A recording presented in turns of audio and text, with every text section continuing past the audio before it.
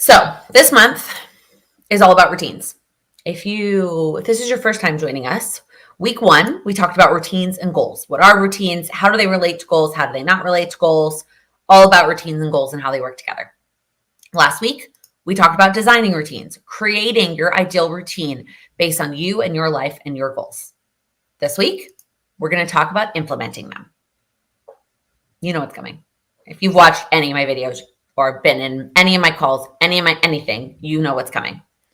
You are not going to start your entire routine tomorrow and expect to stick with it. You're just not. That is not how routines work. That is one of the biggest learning things I have had to learn it the hard way, but I want to tell you again and again and again and again because I don't want you to have to learn it the hard way. Like I don't, and you probably have. You probably have woken up on January 1st and said, I'm going to start a new morning routine. And you mapped out the 10 steps of your morning routine. And then you did it January 1st, January 2nd, maybe even January 3rd. And that was it. And then you were done. I've been there. You've been there. That is not how implementing routines work. That's not what I'm going to tell you to do because I know that it doesn't work. It hasn't worked for me. Probably hasn't worked for you. So my suggestion, based on my experience and helping others implement routines, is to pick one. Yep, one step, one small step. Ideally, this step is small and exciting, something that you want to do. Now, I understand that not every routine has things that you want to do. I don't necessarily like the act of cleaning. I like to organize. I like to tidy. I don't really like to clean. So cleaning routine isn't necessarily going to excite me. But if you are struggling to pick a step that is exciting, go back to week 2. Go back to the why of your routine. Why is that routine important to you? What makes you excited about that? What would have the biggest impact on that? That is your most exciting step, even if you wouldn't be excited to do with it. So for example, when I started my morning routine, the first thing I started with was reading The Daily Stoic. It is a book. It is a daily read. And that is how I started my morning routine was I just read that. It was less than 5 minutes a day. It had a date at the top, which encouraged me to keep going. And that was the foundation of my morning routine. My evening routine, the foundation has kind of shifted actually over the years. Sometimes it has been like right now, it's actually closing the blinds because now we live on a front facing apartment. Well, in Chicago, it's both front and back facing because they don't chop them up like they do in New York City. I never had a front facing apartment. In New York, my apartments always faced the back of the building. And so I want to make sure I close my blinds at night. That is the catalyst to my evening routine. In the past, it's typically been feeding Charlie has been my evening routine. Something small and something exciting.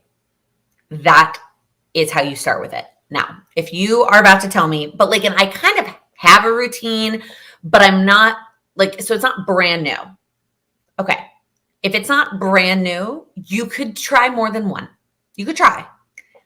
I'm here to tell you that typically what happens when you lump them together, your brain subconsciously also lumps them together.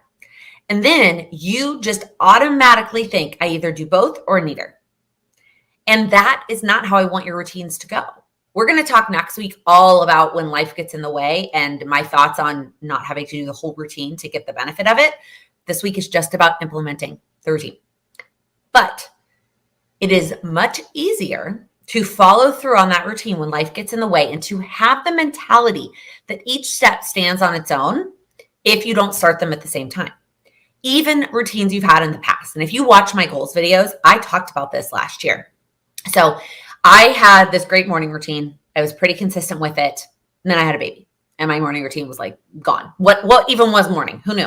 Who knew what morning looked like? So I let that go.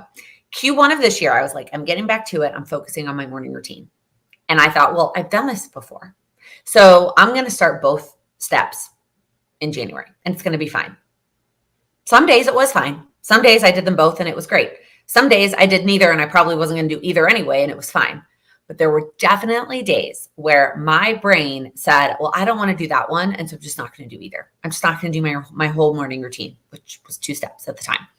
That is not what I want for you. So I want you to start with one. If it is brand new, I would suggest you start with one step. Then you're going to do that until you've done it consistently. Now, we talked a little bit about consistency last week, and that consistency can mean a bunch of different things. And so I get this question a lot.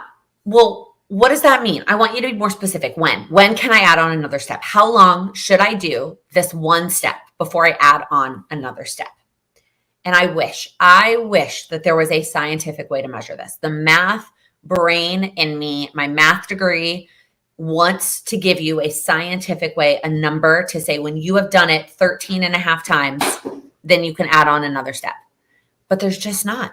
And I want you to feel it.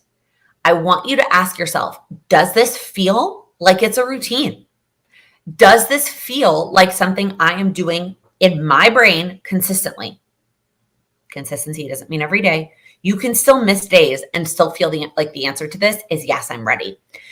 A question that I also really want you to think about. Do you feel like even on hard days that you would do this step? Again, that doesn't mean you're not going to miss days, because you're going to miss days.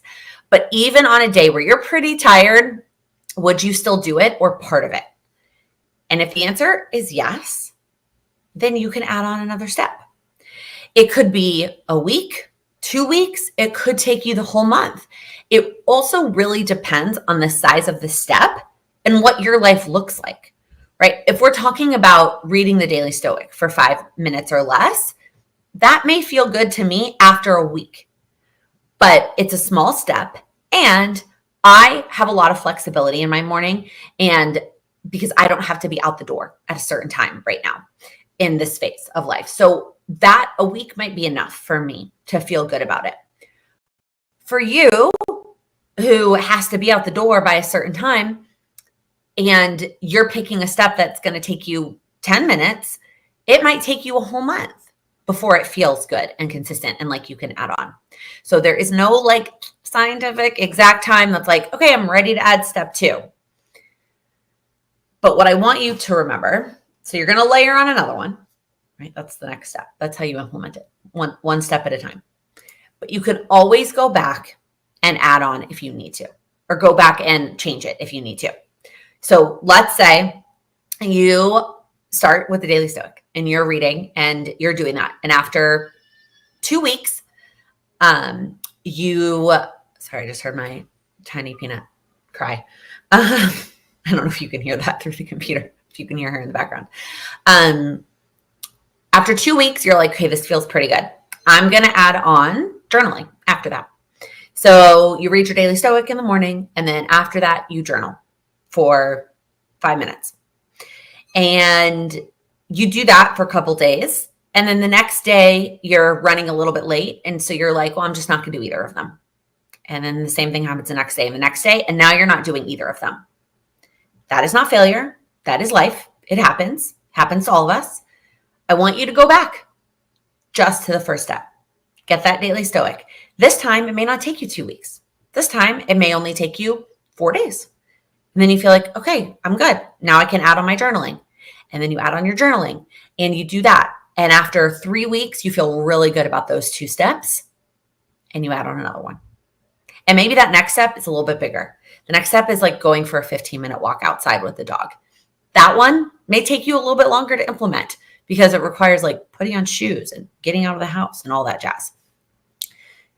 If you get to a point that you've added on another step and now it's hard and you don't feel like you can keep up with it, go back to square one. And we will talk again next week about when life gets hard and like some actual tangible things to do in that situation. But when you look and you hear me talk about this implementation method and you're like, that sounds miserable and it sounds like it's going to take forever. First off, it's not going to be miserable. Even if some days are hard, it will probably take you longer than you want it to. But I would rather you take the next 5 months to get really consistent at 5 steps. You pick one step in August, you get really good at that one. And then you add another step in September and you get really good at that one. And you do that every month for the rest of the year. And you go into 2020, I put into 24. Wow, I definitely meant into 2025. with a solid 5-step routine, right? You go into 2025 with this 5-step routine that you are doing 80% of the days, then start all 5 steps next week and only do it for 2 days and quit. That's not what I want for you. I would rather you slow and steady, 1 step a month for the next 5 months than to try to start all 5 at one time and have it be really all over the place.